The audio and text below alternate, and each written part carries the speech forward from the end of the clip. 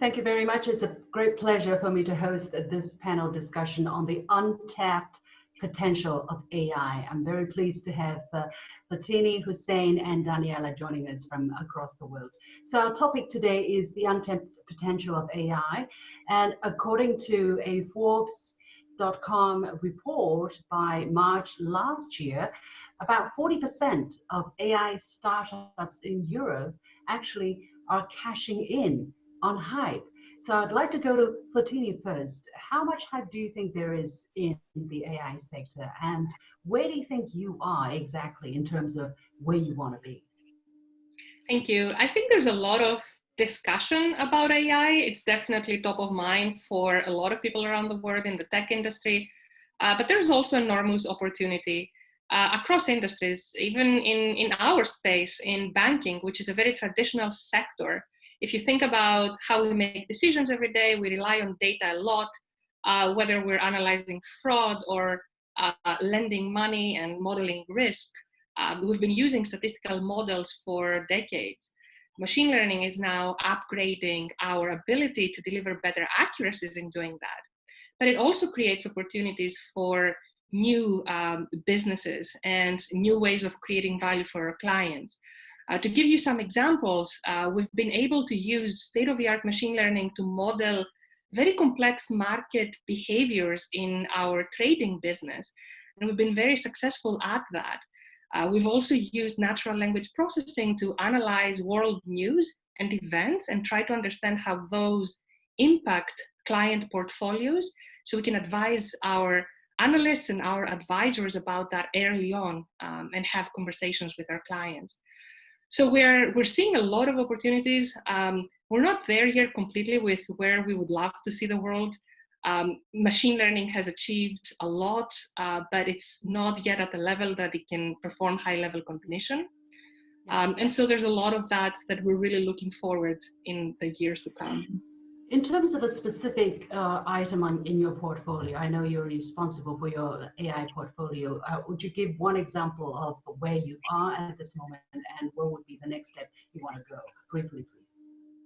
So today, like I said, we have the ability to analyze news and derive insights and notify our analysts about things that they should be paying attention to today, essentially reducing the noise. What we would love to be able to do is to then model the next step, which is how do we act on that information? How do we change our positions? What is the right type of advice to give to our clients? All of this is done by humans today because of the contextual understanding that they have about everything else that is going on with these clients. Thank you, Fatini. Let me go to Hussein. Same question, whether there is a hype, where are you exactly in terms of where you want to be? I believe there is a hype. It might even be as much as 99%, and it will continue to be that way until investors, there are more of them who are practitioners, specifically who understand AI and narrow AI, specifically machine learning. But things are improving. And as far as the upside, the potential is great in that ultimately this is science and technology, and that means it can be proven. Hence, as more organizations and companies who are deploying machine learning effectively are able to take it out to market and have that be tested in a very scientific way, then you're going to see outperformers and those who are able to deploy it effectively. The gap of risk and what they're able to deliver are growing over time compared to the others. And that is a big thing that we are already seeing in our industry, for example. So how much ground do you think you have covered? Any specific landmarks or any specific example you can give? So we've way, and then we yet have a very long way to go still, in that our focus is on identity verification. We sit in the middle of 1,500 businesses, and any one of them that wants to onboard people, they're asked to take a photo of their government ID and a selfie video. And then we're using machine learning to verify it's a genuine ID and that the person's face matches a photo on the ID. But if you imagine that, for instance, the United Nations has said up to 5% of the world GDP is laundered money, and that's almost $2 trillion. Fraud is growing, security is continuing to be an issue, and therefore the only real effective way to stop that is to use effective machine learning. And by sitting in the middle of all the different businesses, our models are continuously learning, getting better, and increasingly helping detect and stop and reduce these fraudsters trying to commit money laundering and other things. Thank you very much, Hussein. Daniela, let me go to you, expert in speech, science, and technology in crowdsourcing. Your perspective, please.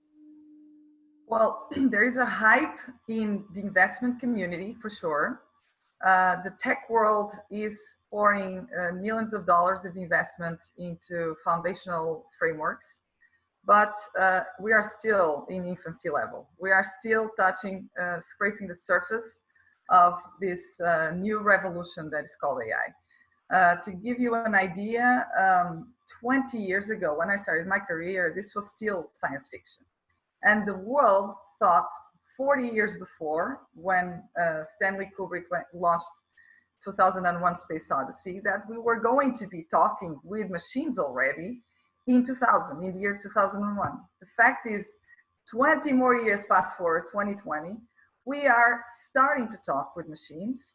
We are starting to communicate with them as we speak with humans, but it's the technology is still not there. We are doing it in English. There's 2,000 more languages to go through. There's lots of domains of knowledge that we haven't covered. So we are in the infancy of AI for sure. Yeah.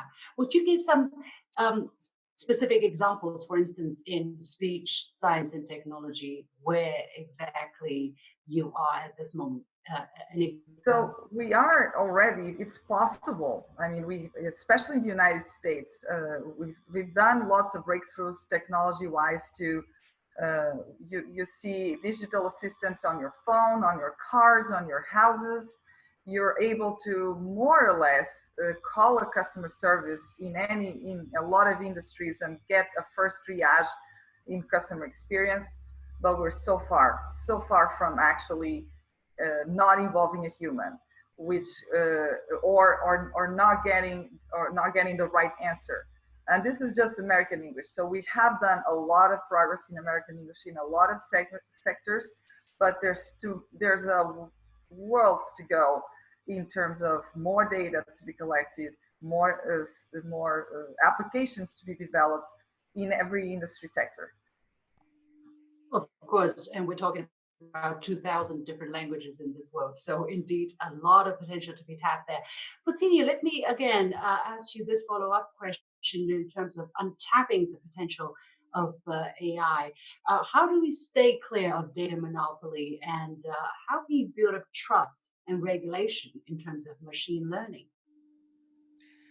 I think data monopoly is a real challenge here because data is the lifeline for machine learning. You can't do it without it. And you need really large data sets for any of the modern AI methods to be able to work.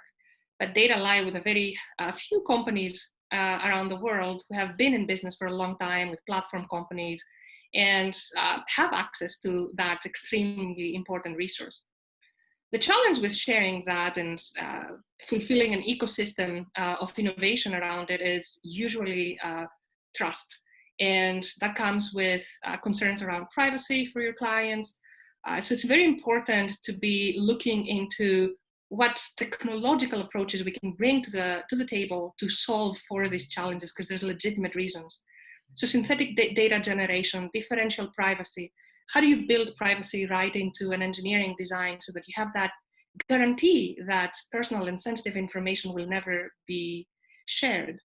And in terms of regulation, I think that's half of the story. I think every business is responsible for itself to think about responsible AI development.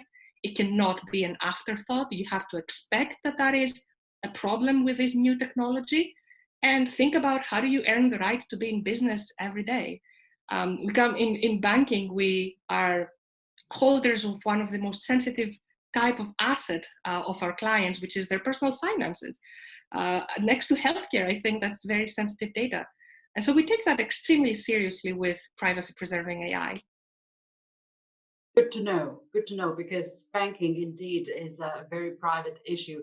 But that's also true, I guess, with what Hussein is busy with, facial recognition, identity fraud, or verification. You're using people's face, for instance, but does it mean that the AI that you use could potentially be biased, and how would that affect democratization of AI? Correct. So there is, we all remember the Microsoft chatbot, for instance, or autonomous vehicles having accidents. So in our applications, facial similarity, comparing the person's face to the photo on the ID. And we saw that, for example, darker skins, we had a worse performance than Caucasian faces. So we naturally, first is to ensure that you identify and you know that this is happening.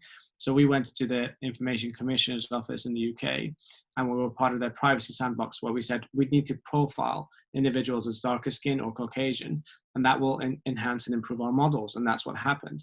So although Caucasian faces still outperform darker skin, the darker skin accuracy has gone up by 10x, which is a big improvement. And yet there's a long way to go. But being aware that it's there, recognizing and having targeted approaches to solve for it helps. And the extent to which the democratization of access in AI is sort of in a different point. The challenge is, as companies make progress, specifically the very large tech giants, they're increasingly gaining privileged access to data. And data is a bloodline to AI models working effectively. So we may get to a scenario in a not so distant future that it will be hard for new startups to compete as these large tech companies are able to take the data. So we are able to do very well because they're not in our space. But this is something that's continuously front of mind for the whole tech community, and is only going to get worse. I hope you're also considering Asian colors in between dark and Caucasian color, right? Right. Yes, okay. Daniela, because I'm Chinese, so it naturally comes to my mind.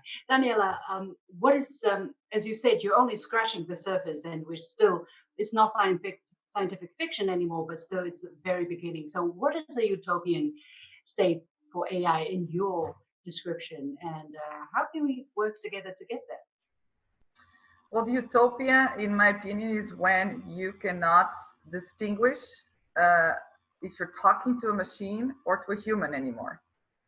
And that may actually have advantages and disadvantages that actually it's proven in many places that with aging population, for example, that can actually be a big help for humans to feel like they connect. Humans are emotional beings. We need to connect with other humans. And if they are not around, there is an important aspect there that maybe machines can supply. There are very few companies still working on emotional AI. That is another level of everything. And of course, if once machines have emotions and start thinking for themselves, other ethics issues arise, and then we will cross that bridge when we get there. But honestly, AI is supposed to be an augmentation of humans. It's supposed to be helping us. It's supposed to help us to is like giving us superpowers, really. So I think that is a more realistic utopia, and that's what. And the next step in my field is multimodal. Is integrating different modalities, which right now, technologically speaking, we're still in the infancy too, bringing together the speech, natural language processing, and computer vision, which is the same way as we process information cognitively and respond to it. Well, we probably only have so much time to get to where we are at this moment in this conversation, but it's been very interesting to me. I hope it's been inspiring to our audiences as well. Many thanks for Fatini, Hussein, and Daniela joining us from across the continent, and many thanks for our audiences for having followed us as well.